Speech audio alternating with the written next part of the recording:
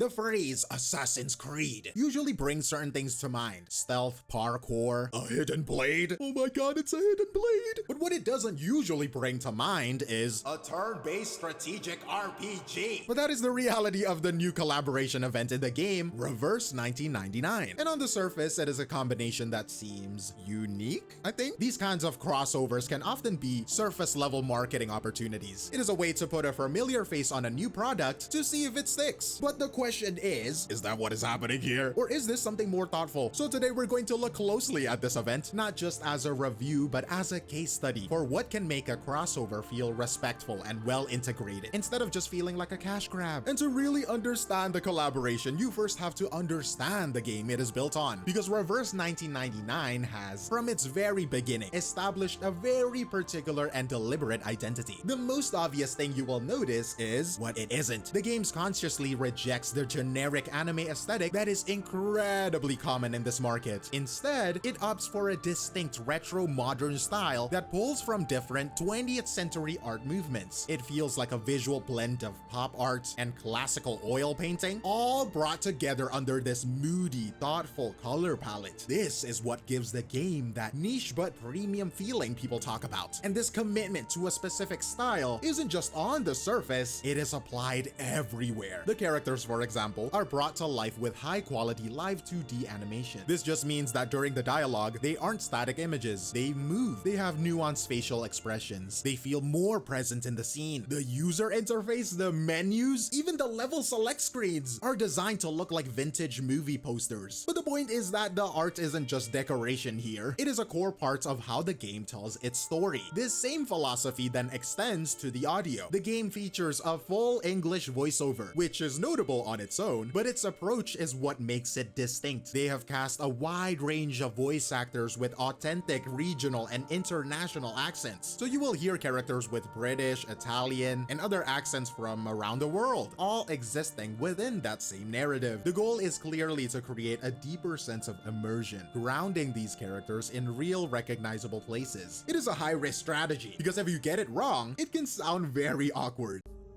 You're the most curious apple I've ever known. Of course, we're in the great city of Firenze, Peninsula Italiana. These gentlemen you referred to here are known as the Templars. As for me, I am Leonardo da Vinci, though please call me Leonardo.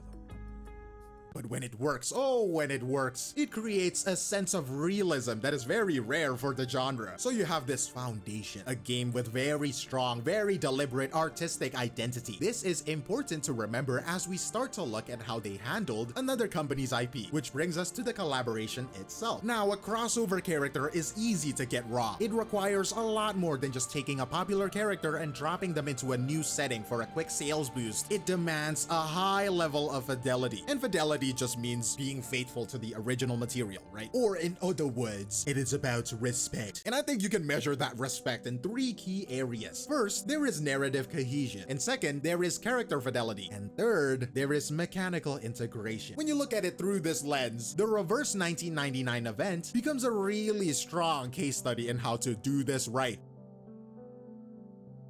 Largely because its existing world building provides the perfect framework to achieve that narrative cohesion. The entire plot is built around this main character, Vertin, the Timekeeper, whose job is to travel to historical eras being erased by the storm. So when a collaboration happens, the writers don't need to invent a flimsy excuse for why these characters appear. The event isn't some non-canon alternate reality. It is just another chapter in the Timekeeper's ongoing journey. Because that foundation is so strong, the actual story events can be very specific and grounded. Ezio's story is set in the Italian Renaissance, where he joins the main cast to investigate a Templar conspiracy involving something called wet frescoes. It is a new plot, but it puts him in his home turf, dealing with his lifelong enemies. It aligns with who he is. It is the same approach for Kassandra. Her chapter takes place in Athens in 431 BCE during a major festival and has her looking into an assassination plot. Again, it fits the historical and political intrigue of their own game. So what this approach does is show a fundamental respect for both properties. It is not just using a familiar face, no.